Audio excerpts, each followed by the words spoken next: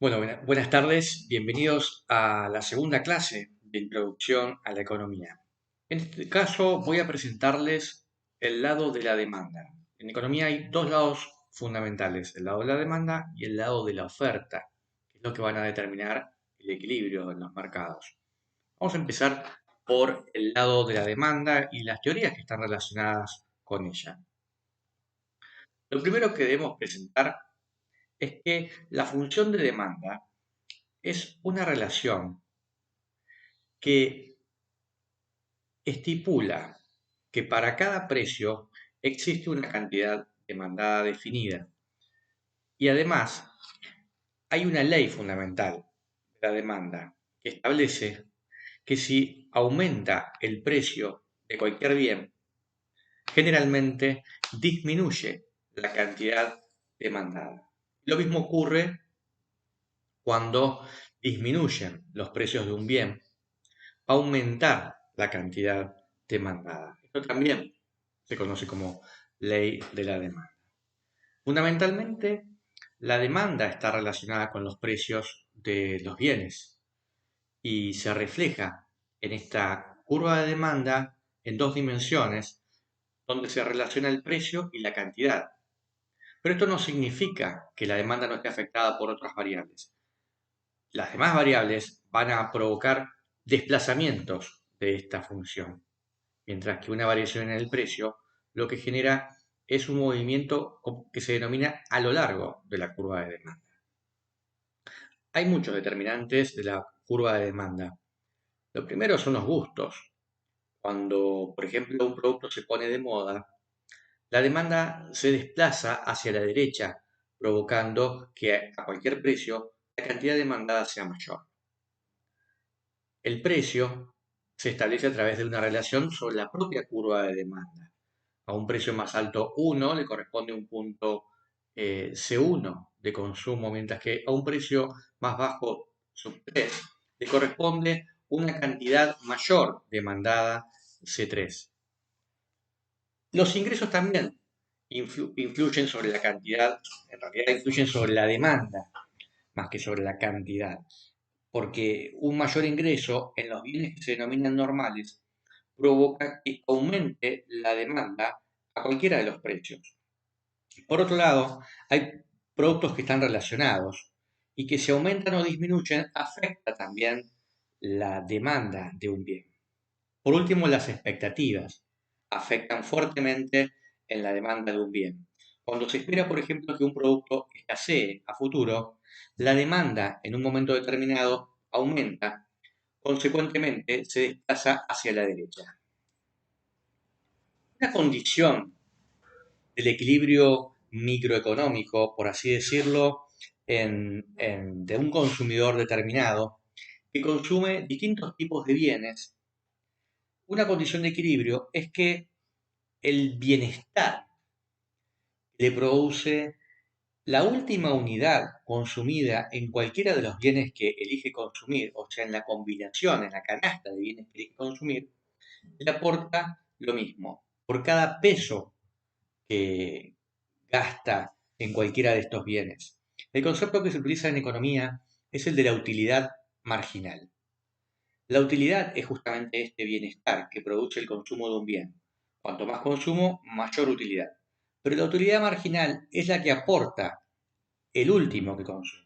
Si yo como 5 helados, la utilidad marginal del último helado es justamente cuánto aporta a mi placer o bienestar personal ese último helado consumido. Una persona para estar en equilibrio debe tener esta igualdad, porque si no ocurriese, si la utilidad marginal de un bien consumido por el último peso también gastado en ese bien fuera mayor en un bien que en otro, esta persona no estaría en equilibrio, sino que redistribuiría su patrón de consumo, pasando a consumir más del bien que le aporta mayor utilidad por peso. Esta es una condición de equilibrio que se va a mostrar más adelante como resultado justamente de la combinación entre dos conceptos. Las curvas de indiferencia, que es una forma de representar las preferencias de un consumidor, y la recta presupuestaria, que establece la restricción monetaria que tiene cualquier consumidor a la hora de consumir. Pasamos a presentar primero lo que es una curva de indiferencias, o en este caso un mapa de curvas de indiferencia. La característica de una curva de indiferencia, como por ejemplo la 1, la 2, la 3 o la 4, es que establecen o representan niveles de utilidad. En la medida que nos alejamos del eje de intersección entre eh, la cantidad de turismo, por ejemplo, en este caso, que podría ser una posibilidad de consumo, o la cantidad de ropa que elegimos consumir, si suponemos que estos son los únicos bienes que podemos elegir, a medida que nos alejamos del eje de la intersección de estos dos ejes, el nivel de utilidad es mayor. ¿Por qué? Sí, porque lógicamente o intuitivamente, si nosotros podemos consumir más de cualquiera de estos dos bienes, vamos a tener un bienestar mayor. Por eso, curvas que se alejan de la intersección de los ejes establecen un nivel de utilidad mayor. Pero la curva de indiferencia se llama justamente así porque representan puntos a lo largo de cada curva que tienen el mismo nivel de utilidad. Un punto más hacia la izquierda o más hacia la derecha sobre la misma curva de indiferencia significa que estoy cambiando la cantidad de un bien y aumentándolo y disminuyendo la del otro. Pero haciendo esto, me mantengo en el mismo nivel de utilidad. Me resulta justamente indiferente. Pero si yo logro aumentar más de los dos bienes, me estaría desplazando, en el sentido de la flecha que aparece en pantalla, hacia una nueva curva de indiferencia que tiene un nivel de utilidad mayor. Este mapa de curvas de indiferencia lo que viene a representar de alguna forma es la mente de un consumidor. Distintas situaciones de consumo que le representan un bienestar mayor, una utilidad mayor, pero también cambios en el consumo, en el mix de consumo entre uno y otro, que lo dejan en una situación de indiferencia, inalterado en su utilidad. Aquí abajo a la derecha aparece un concepto muy importante en el equilibrio, lo que va a ser la determinación del equilibrio del consumidor, que es que la pendiente justamente que tiene una curva de indiferencia viene a representar cuánto debo renunciar al consumo de un bien si yo quiero adquirir más del otro. Por ejemplo, en este ejemplo del turismo y ropa, si yo quisiese aumentar la cantidad de ropa, para mantenerme en el mismo nivel de indiferencia, estaría disminuyendo, renunciando a turismo, pero debe ser compensado por una cantidad mayor de ropa, obviamente. Esta sustitución entre un bien y otro que me deja en un mismo nivel de indiferencia se ve reflejado en la pendiente de esta curva y es lo que en economía se denomina la tasa marginal de sustitución, que en un punto determinado de esta curva de indiferencia refleja cuánto más de un bien debo tener cuando sacrifico una cantidad del otro para mantenerme en el mismo nivel de utilidad.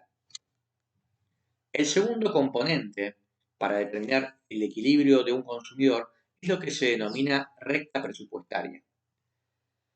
La recta presupuestaria es justamente el bolsillo del consumidor y tiene que ver con un presupuesto, justamente, que es lo que yo puedo gastar entre un bien y otro.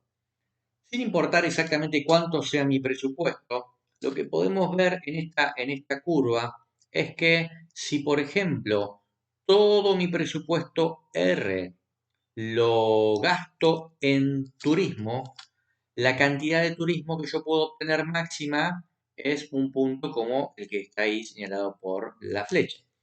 Sería una cantidad que surge de dividir mi presupuesto por el precio del turismo y estaría gastando todo mi presupuesto en turismo. En el otro extremo, si yo solamente gasto mi presupuesto en ropa, estaría obteniendo todo ropa y nada de turismo. Y eso lo puedo calcular, esa cantidad, dividiendo mi presupuesto por un precio promedio de la ropa.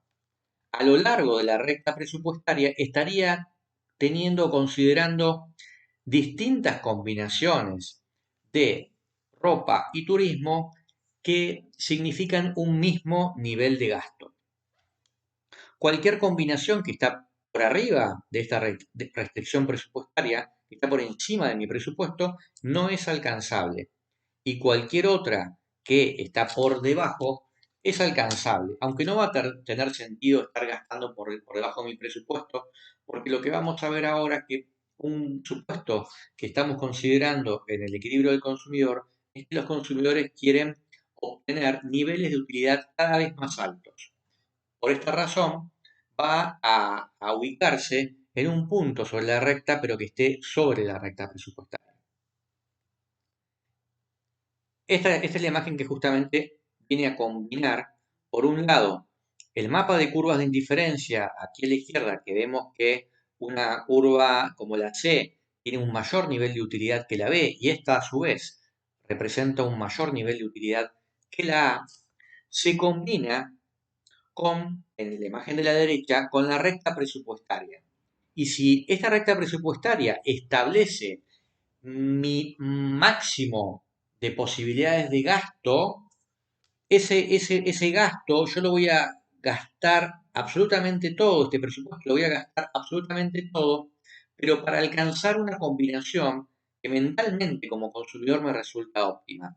¿Cuál es esa combinación? Bueno, voy a gastar en un punto en el cual yo voy a alcanzar la recta, la curva de indiferencia más alejada de la intersección de los ejes, más alejada posible, más hacia arriba y a la derecha, pero en un punto que tiene una característica especial.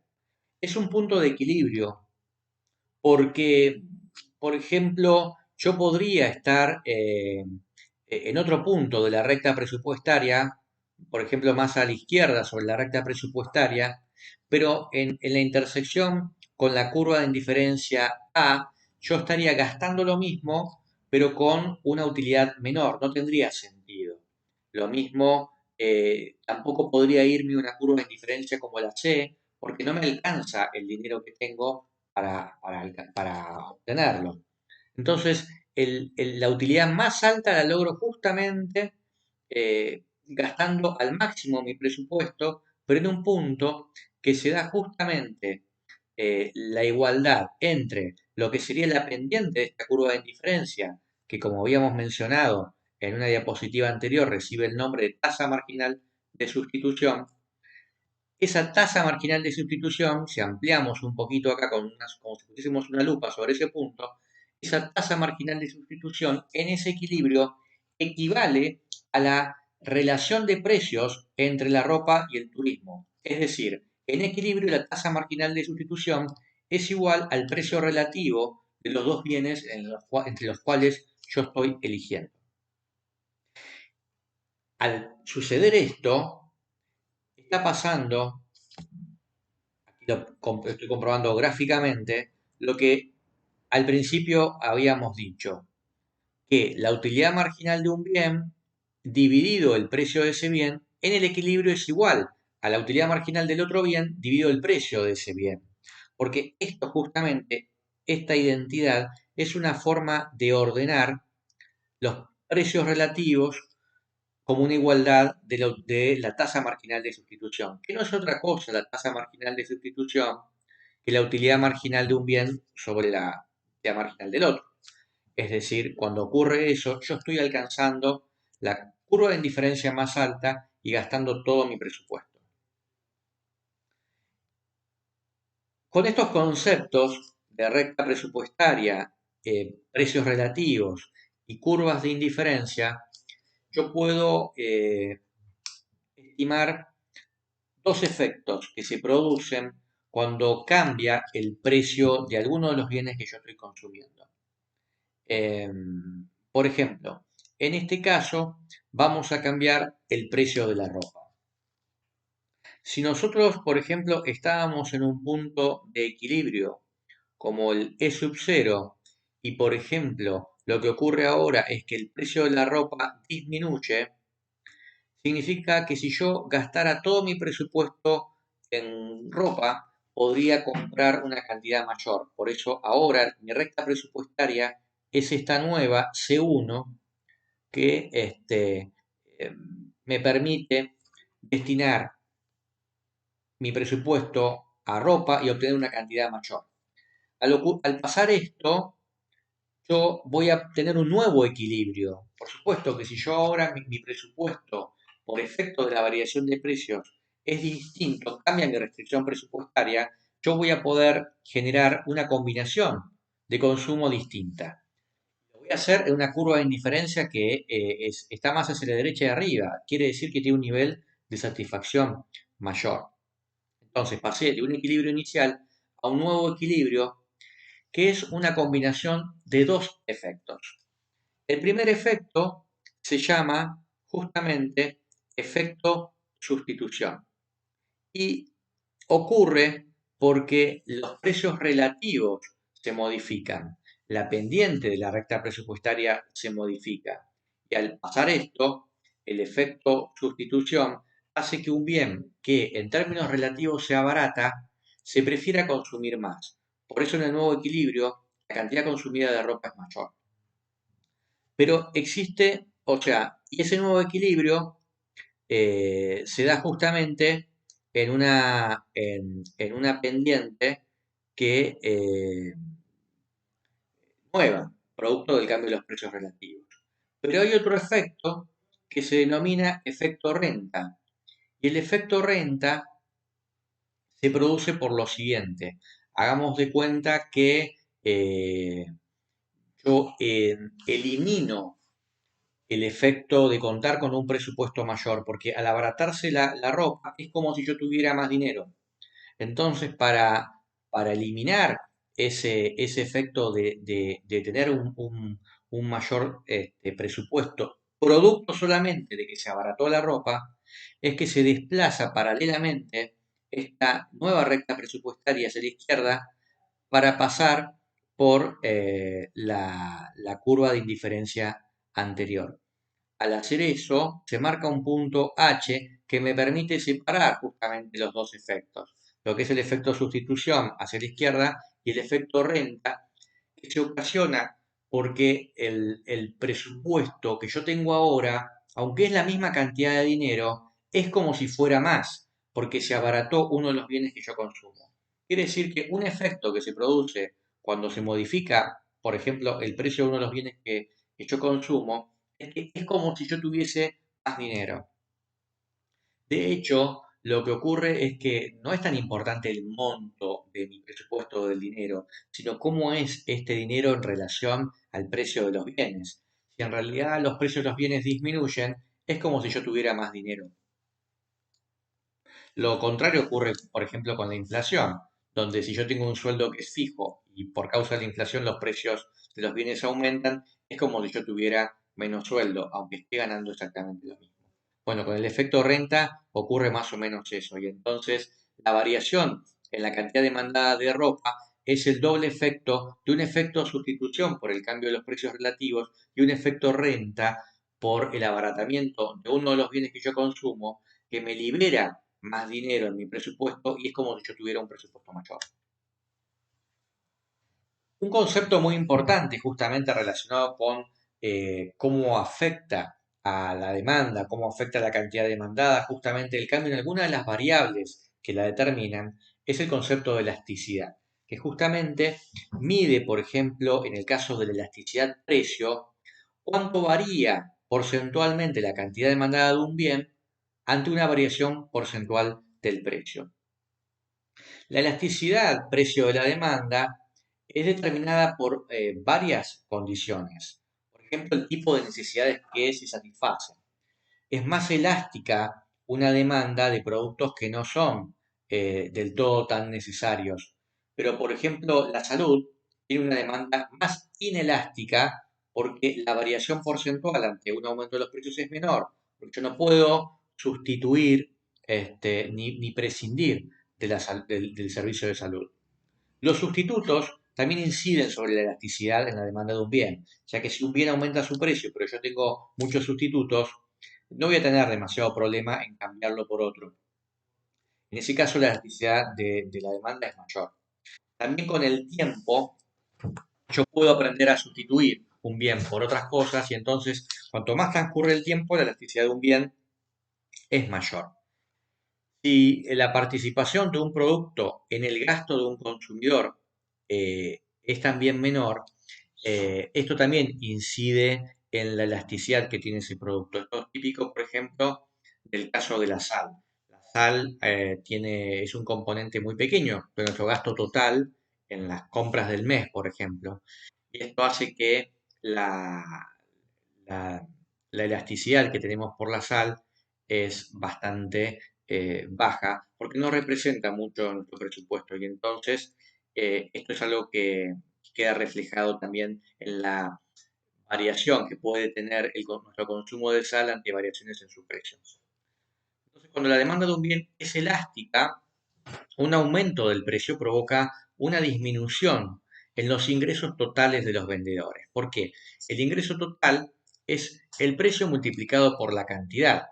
Si la variación que se produce en la cantidad es mayor proporcionalmente que la variación que se produce en el precio, y esto es lo que ocurre justamente en una demanda elástica, cuando aumenta el precio, la proporción en que disminuye la cantidad es más alta que la variación en el precio y por lo tanto el P por Q que vamos a obtener en el nuevo precio es más pequeño. Es decir, que un producto que tiene una demanda elástica, si aumenta su precio, va a ver cómo se reducen los ingresos de los vendedores. Pero un producto que en cambio tiene una demanda en ese punto, ¿no? Inelástica, ante un aumento del precio de ese bien, ocurre lo contrario, el ingreso de los vendedores aumenta.